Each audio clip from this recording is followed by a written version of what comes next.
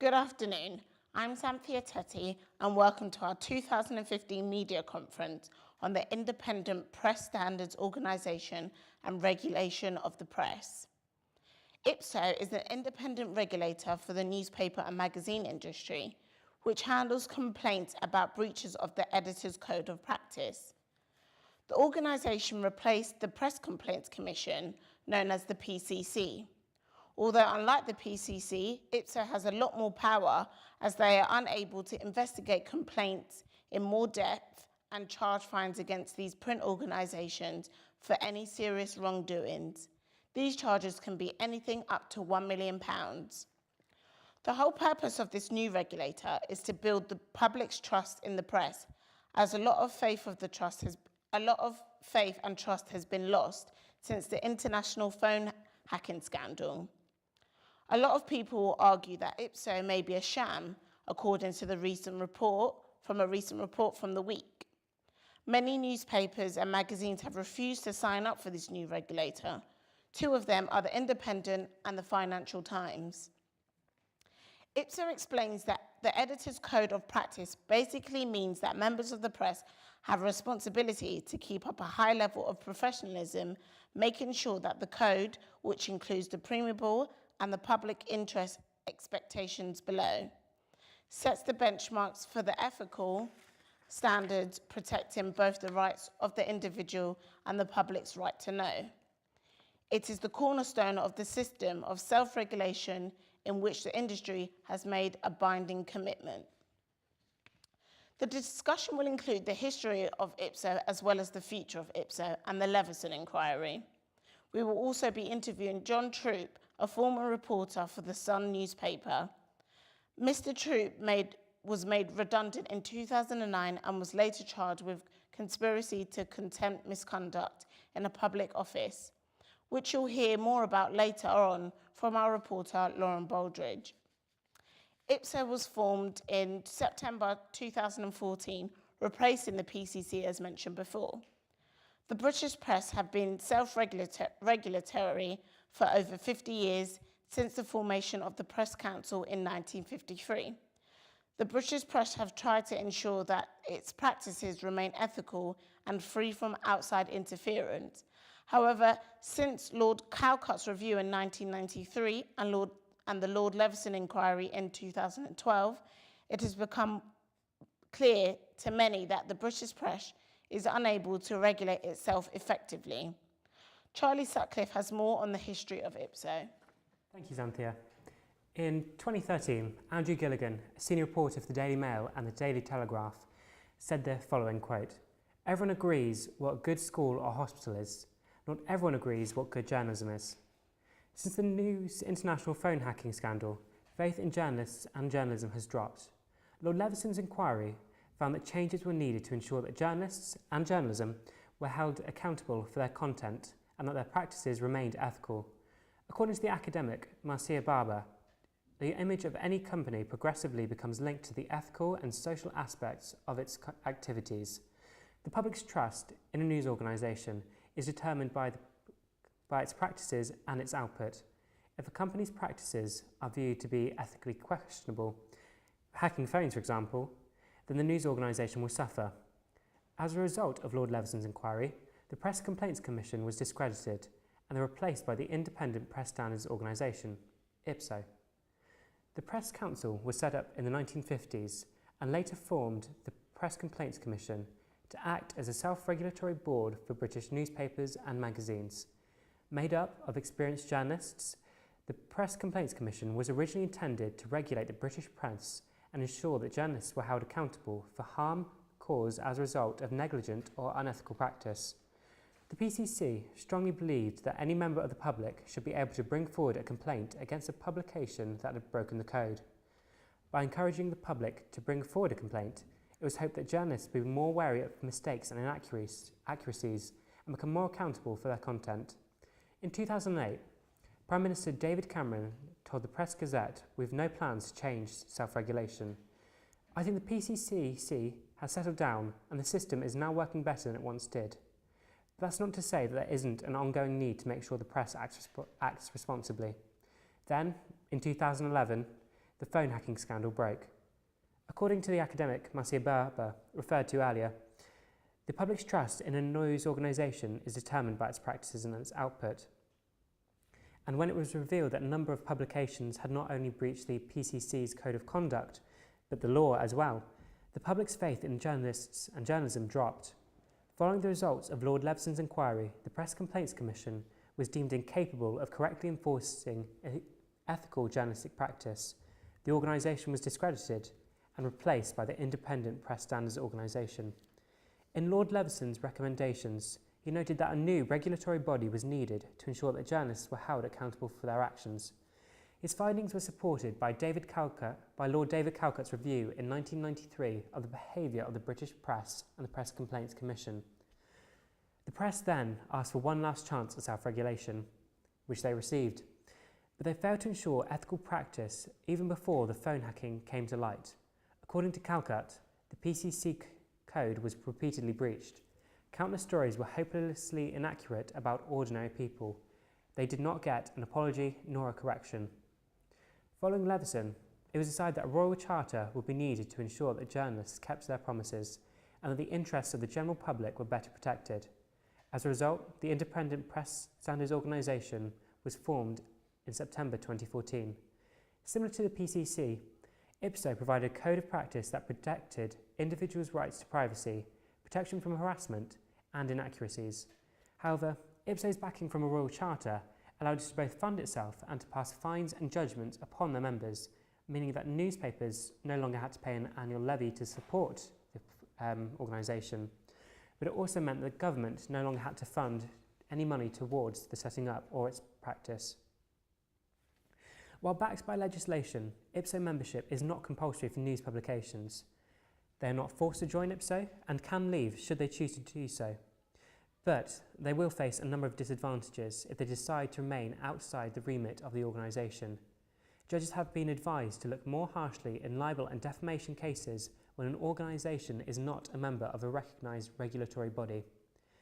One of the other key differences between the two organisations, IPSO and the PCC, is allowing complaints from not just those personally affected by content, but complaints are now able to be filed from third parties seeking to ensure an accuracy of published information. With no charge being imposed on a complaint, it has now become possible for anyone with a grievance to file a complaint.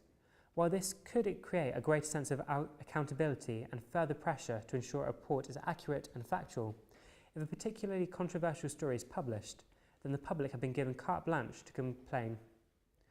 While the Royal Charter does not constitute direct interference by the state, according to critics, it does enforce the state's regulations upon an industry that should remain free from all government control. At present, the Royal Charter requires a 2/3 majority in order to be repealed. But should this happen, the press may suffer further intrusion from a more authoritarian government. While the current Royal Charter of the self-regulation of the press allows the print industry to retain some of its autonomy, it could serve as a precedent for more direct interference. In summary, the Independent Press Standards Organisation has placed a greater sense of accountability on journalists working within the British press, but lacks the independence from the state the PCC possessed. IPSO may be capable of enforcing ethical conduct among journalists, but its formation serves as the basis for state interference. Critics still maintain that with IPSO as its regulatory body, the British press is allowing itself to be governed by non-journalists who are unaware of the pressures faced by the newspaper industry. Unfortunately, while the PCC was free from state interference, IPSO perhaps, because of its state guidance, is better suited to pass judgment on the press. Ipso facto, when it comes to self-regulation, journalism just sucks. Thank you, Charlie. Well, it seems as though the future of press regulation is under scrutiny as people are unhappy with IPSO's progress so far. Many people believe it is just a sop to appease the Leveson inquiry rather than a genuine board of fair regulators in the wake of the phone hacking scandal. Countries such as Australia have seen a tightened grip of the press freedom of speech, so much so that it has been accused of creating an environment of bad democracy. So where is the where is the happy medium? How do we stop the media from abusing their power, but also allow them their right to freedom of expression?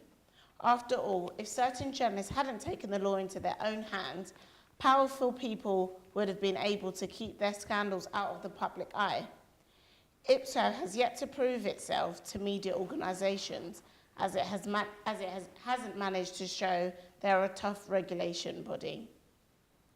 Megan Bowles will explain more about the future of press regulation, but more specifically, IPSO's place in the future and experts' opinions on whether the media even needs regulating. Thank you, Xanthia. Lord Justice Leveson explained, in regards to his inquiry, the press provides an essential check on all aspects of public life. This is why any failure within the media affects all of us. Regulating the press is very important because it is a way of controlling the balance of freedom of expression and privacy. In both Britain and Australia, press regulations have increased as a result of the News of the World phone hacking scandal and the Leveson inquiry. However, Australia were under no obligation to do so. Many British and Australians feel that this increase is bad for democracy, while others argue that a recent effort to establish a stricter press regulator has failed and more is required. 2 points to be made clear is that preserving this freedom of expression requires resisting forms of statutory regulation. The second is that the report of the Leveson inquiry, despite its unsavoury circumstances of establishment, can prove to be a positive movement, one where Britain gains both a better, more trustworthy and freer press. Paul Vickers, Trinity Mirror's legal director and IPSO chairman, explained that the media's response to IPSO was overwhelmingly positive, with 90% of the national press signing up to it. However, major publications such as The Guardian, The Independent and The Financial Times resisted signing on the grounds of concern that IPSO will repeat the mistakes of its predecessor by allowing big publishing groups to have too much power. An organisation formed in response to Leveson, Hacked Off, published an article on IPSO 6 months on, saying that newspaper editors are continuing to engage in discriminatory reporting of minority groups, while IPSO is missing in action. The article clearly states its opinion that nothing has changed in regards to press regulation through IPSO and that newspapers are getting away with breaking the editor's code. Hacked Off gives an misleading press stories. Hacked Off gives an example of IPSO with that they believe is them ignoring misleading press stories with David Walliams when David Walliams split with his wife Lara Stone. The Sun ran a front page headline with the words Camp David in big bold letters claiming that Lara didn't like the star's cross-dressing. This implication that Walliams is camp was later clarified on page 5, saying that there is no suggestion he cross-dresses in his personal life. So why then did they make this their front page headline, Camp David? This assumption misleads the public and should have been addressed by IPSO, but either nobody actually complained about this or IPSO decided to do nothing. In an interview 4 days after IPSO's launch in 2014, Sir Alan Moses, the first chairman of IPSO, explained that both the board and he are absolutely committed to the independence of IPSO and the press freedom. He says that he does not want a boring, defenceless press, but an unruly one. Mistakes and errors in judgment will always occur, but if you do so deliberately, flagrantly, without caring whether you break the code, IPSO will damn you. Isn't this exactly what the Sun did when they published their Camp David front page headline? So why didn't IPSO intervene? Ian Hislop believes that there are already enough laws regulating the press. He says, I do not think we need state regulation of the press. Internationally, it has been a very bad record. We have a lot of laws in this country, and we do not need any more from politicians. The press in Australia are largely self-regulated, meaning that the press outlets are responsible for formulating and enforcing their own codes of conduct. The main regulating body is privately owned organisation, the Australian Press Council, which established in 1976. Similarly to the UK's IPSO, according to the Australian newspaper, this council assesses complaints against newspapers, but it is widely seen as lacking sufficient resources and clout to exert a powerful influence on ethical behaviour. There is general agreement among the Federal Government of Australia and its general public, according to an ACMA, the Australian Communication and Media Authority, report that the Australian media is over-regulated and that the current regulatory model is broken. But still there is no indication that any meaningful change is likely in the foreseeable future. Since the phone hacking scandal that occurred in Britain under Murdoch's newspapers, consumers are incredibly wary of what these newspapers have to say, and they lack faith in their regulating body disciplining the media appropriately. It's important to understand the impact the phone hacking scandal has had on other countries, but also the change of opinion towards Britain. It is also relevant to note that although the News of the World was based in London, it reported on news internationally and was owned by an Australian-born American. These are, in effect, international brands. The APC has also been criticised for its unwillingness to censor its members, and Professor Dennis Pearce, former chair of the council, says that the APC's authority are heavily influenced by the concern of losing their sponsors. The future of press regulation is uncertain, but it is clear that many aren't satisfied with what IPSO has achieved so far. The public are calling out for a system that complies with Levison's suggestions, the government included, and the advantages the press will receive for complying will be too hard to resist. Should the government step in and regulate the media, or where news, entertainment and the public's attention can be seen as commodities, should it be necessary at all to regulate the media? It is apparent that just over 6 months of regulation by IPSO, organisations and the public aren't satisfied with its input so far. For IPSO to have stood a chance of keeping itself integrated as a regulating body, it needed to have made an example of newspapers to show the world that it's being tough and will continue to be that way, especially by supporting the people that can't defend themselves. Much like the PCC, this stigma is likely to be its demise in the future unless it acts swiftly and starts pulling publishing companies up on their breaches. The APC wants to see its role expand to be able to deal with all platforms, including radio. Their plan is to establish a unified system and to embrace all publications in print, especially those not currently subject to the Broadcasting Services Act. As long as the APC continue to find the balance between freedom of speech and press regulation, the APC is likely to stay a regulating body. Thank you, Megan. So now we'll go to Lauren Baldridge, who has been speaking to former Sun reporter John Troop, who was recently cleared of charges of conspiracy to commit misconduct in a public office. Operation Elfden is an ongoing police investigation looking into allegations of inappropriate payments made to public officials. One journalist who has been caught up in Operation Elfden is John Troop. John worked at The Sun for 19 years before being made redundant in 2009. He was arrested in 2013 for conspiracy to commit misconduct in a public office. His arrest was due to News International giving emails to the police which contained information that suggested journalists had been paying public officials. John Troop has since been exonerated of all charges, but lost his job as a communications manager due to his arrest. I spoke to John about IPSO and what he thinks the future of press regulation will hold. Well, my name's John Troop, and I started work as a journalist in 1985, working for a local newspaper on Merseyside, after doing my year's training at on a National Council for the Training of Journalists course. I spent 3 years on the local newspaper and then went to work for Mercury Press Agency in Liverpool for 3 years.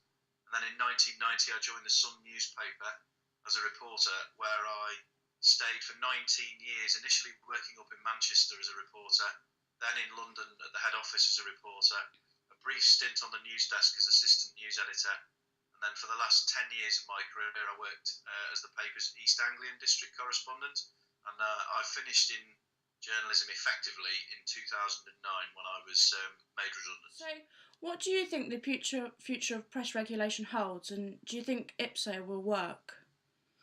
Well, I think IPSO personally is the only way to go. I personally am totally and utterly against any idea of the state regulating the media or any royal charter, because I just think that time immemorial has proved that you can't trust governments, politicians, um, with a vested interest to actually regulate the media. The media has caused problems for itself, newspapers particularly, with some of its excesses. But I have to say that I take phone hacking out of the equation completely, because I believe that was a matter that had to be dealt with by the police, even though they were fairly tardy about how they went about it. But my belief is that the press have learned lessons over the way they've covered stories. Nobody wants to ever get called before the Press Complaints Commission or IPSO. And I think, although IPSO's been criticised, I know Judge Moses, as I remember him, because he was the judge presiding over the Soham murders trial, is a very, very clever, very wise man who doesn't suffer fools gladly, and I'm sure is determined to be at the top of a very toothy independent regulator. And I think they should be given every single chance to do that, because I am totally, for reasons that you're probably aware, against the idea of state regulation of the media. I just think one of the great cornerstones of a democracy is a truly free press, and I don't see how you can have a truly free press if you have state involvement in regulating the media. So what did you think of the Leveson inquiry? If I'm being brutally honest, my overall impression of it, which is only from watching what I did on television, was that it was a rambling, directionless waste of a massive amount of public money. I saw very many of my colleagues being asked about the job, fine, but I wondered, I don't know what criteria they used to choose who gave evidence to the inquiry. Lots of different vested interests, including the press themselves, were given the opportunity. To me, it must have been a nightmare for Leveson to sit and try and preside over, and it just seemed to me a sort of rather see-through, transparent attempt to put the media in general and tabloid newspapers in particular on trial in a sort of kangaroo court environment. God knows how much it all cost. God knows what it's achieved, if anything. So, do you think Operation Elvedon, going on to that, was worthwhile then, considering the amount of people that have been found not guilty? Do you think that was a worthwhile cause or needed? No, absolutely not. And you probably wouldn't expect me to say anything different. I mean, as somebody who was put on trial for 3 months as a result of Operation Elvedon, it was a ridiculously ill-conceived operation at the behest of both the Metropolitan Police and the Crown Prosecution Service. But what you have to remember is that they put journalists on trial, effectively, in different courts, different circumstances, but for the same fundamental offence, in inverted commas, which was this conspiracy to cause misconduct in a public office, i.e. they put on trial the actual system whereby journalists paid public officials for stories. And it's quite clearly been the case, because juries have exonerated or at the very least not convicted any journalist on that basis, because they clearly believe that it is right, or that journalists should be allowed to pay for information that is in the public interest. So do you think other journalists and yourself are worried about their publishers like News International giving those emails to police? This has made all journalists, whatever newspaper they look at, realise that emails, if an organisation like News UK, News International, and a person like Rupert Murdoch can use the mechanics of his company to hand over emails and for it to lead to criminal prosecutions like this, is very, very worrying. So I think it's a good question, actually. I really would think that any journalist working now, at whatever level they work at, will be extremely concerned about what companies do with emails and information that they've garnered and received. The fact is, I actually think now that the chances of a police officer or a prison officer or a government official picking up the telephone and ringing a newspaper with something that they really, really are concerned about, think the public should know, the whole idea that people would do that has taken a massive, massive bullet through the heart, because they have seen how people who've done that have been treated, not by the police and their own employees, but by the newspapers who are supposed to be exposing these things for the public's benefit. And I think that will have a massive effect. And I also think that if journalists are receiving this information, whether they've garnered the contacts themselves or whether they're getting information passed on to them by their news desks, they're going to be incredibly careful about how they operate, what they do.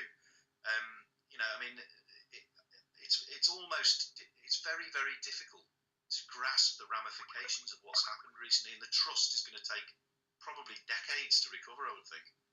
And do you think it will also affect maybe how they protect their sources? So if you had a private source that didn't want to be revealed, do you think that people will now journalists will have to pay more attention to how they protect it, keeping it off digital platforms? Well, I certainly will do. I mean, the lesson out of this is never write anything down, never telephone anyone from a mobile phone. But the idea that you might have to go back to a time where you put money in a phone box to speak, or stand by a phone box to hear from your contact, and in effort to protect them. I mean, my real fear is that people won't contact newspapers anymore because they'll be worried about what might happen to them, because they now know they can't necessarily trust not the journalists but the news organisations themselves. So in an ideal world, how would you like the press to be regulated in the future, if you could have your say?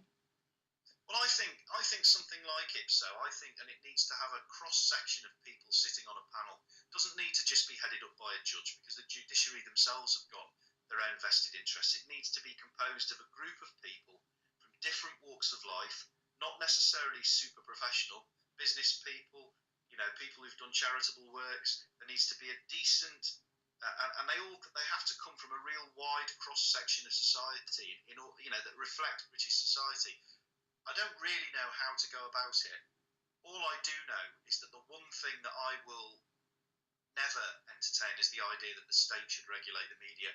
So much so that I've been a Labour voter all my life, and I'm not voting for Labour this year, not just because I think Ed Miliband is a complete muppet, but also, and more importantly, because they're on record as saying that if they get into government, they will effectively bring in state regulation of the media. And after what I have been through, I am not prepared to vote for a party that thinks it's a good idea for politicians to be able to get involved. Look at what happens. They decide then who gets prosecuted. They decide which stories we can read. That's not down to them. We're better barometers of the public interest than politicians, judges, or anybody like that, because it's our readers and our viewers and our listeners who effectively call the agenda for us, and that's who we serve and nobody else. Hence, we have to be independent. John Troop clearly believes that IPSO is a viable regulatory system, as he feels it is moving in the right direction and the press are learning from their mistakes they've made in the past. From John's suggestion, his ideal regulatory system will be similar to IPSO, but with a broader range of society on the panel. It is obvious John feels a state of run regulatory system would not be acceptable, as he feels that politicians or judges should not have any influence over a free press. In the future, John believes that journalists will have to be careful and think about how they operate when they receive information. John says if he was still a practicing journalist, he would be worried about writing anything down and calling contacts from a mobile phone. He also fears that whistleblowers won't contact newspapers anymore, as they are worried about what will happen to them following Operation Elvenden. He also commented about the fact that public juries and exonerated journalists who have been arrested under Operation Elvenden. This shows that juries feel can be in the public interest to pay more information. Although the chairman of IPSO explains the organisation is an independent body, there is still room for massive improvement. From what Charlie has explained, the British press have proved incapable of effectively regulating themselves without state interference. Although Megan has said the future of IPSO is unknown because of how young it is. It may develop and improve over the next few years and gain public acceptance. And if it doesn't, people may call for its reform. As you've seen from the interview with John Troop, at least one experienced journalist feels that IPSO is heading in the right direction. Now, Megan, just going back to the example you gave about the Sun using David Williams' breakup with his wife, why do you think this didn't even receive a complaint? Well, David probably didn't care enough. I mean, the story is misleading, and the Sun shouldn't be so flagrant. It's not so much about the camp comment. It's more to do with the misleading content that the Sun thinks is acceptable. which it's not. I'll agree with that actually. I think the content there should have been more explanation and not as far into. I think you were saying that the actual explanation should have been was on page 5. I think if they were to quote something, if they were to state something like that, there should have been an explanation within the page, even just a small couple of lines to explain the context of the statement.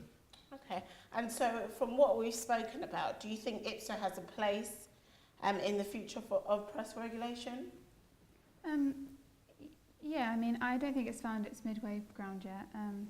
It still has much of the Leveson inquiry that it needs to implement, and I think that it's important that IPSO develop into a tougher regulating body. However, I think it's also equally important that IPSO is made up of everyday people, like John Trooper said, a wide range of people, so that there's more, it's more equal. I'm disagreeing actually. I think IPSO, the purpose behind IPSO is good, but I don't think IPSO is the way forward, because at the minute we've got a supposedly free press which is being guided by the state, and I think that in order to effectively work as a free democracy, like I think the Australians were trying to do, I think it needs to be completely self-regulatory. I believe you said that the American Press Council worked with themselves, where it was all down to the APC, that each news outlet formed the APC. Is that right? Not all of them, but it might be the majority, yeah. Yeah, so that is the industry itself forming a regulatory body. And I think if the government, back when they started to form the Royal Charter, they should have got more editors involved, because they are more aware of the pressures that journalists are going to face. So you wouldn't personally like to see IPSO? No, because I think it's only going to serve as a precedent for more state interference from a future government. It may not happen within the next government, but I think you've set a precedent. You've shown that the government can have an important impact on the press, and I disagree with that. Okay, so Charlie's against. So do you think there is any positive points of IPSO, for example, for the fact that they have more power to enforce their findings? Yeah, I think there are some positives, like John Trooper said, like, you know, they have some positive things, but I think they really need to start making examples of misbehaving newspapers, otherwise journalists won't take them seriously. Do you think that's the reason why a lot of newspapers and magazines haven't signed up? Well, I mean, there are quite a few that have signed up. There are a few that haven't. But I think the reason they haven't signed up is more to do with the fact that they don't want to be tied into something that they think is going to be taken over by politicians in the future. I think it's also because IPSO is so new. Yeah. Very few people aren't taking it seriously. There's no point in being part of a regulatory body if it's not going to do anything. You're just going to show that you're willing to take the mick. You're willing to push the inflammatory statements, whatever, forward, and you're not going to be called up on it. I know The Guardian has got its own regulatory body. The Independent, they all have their own separate regulatory bodies that they are members of.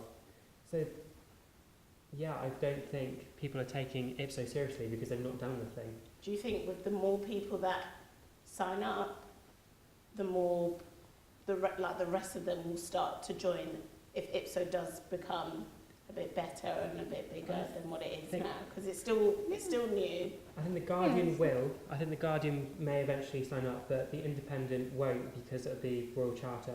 The Independent is priding itself on being independent from political and state intervention. So I think it's a good thing, though. I think it's a good thing that potentially that they are influenced by different regulating bodies, because if they have all the same one, then I don't think that it is going to necessarily create the best judgment.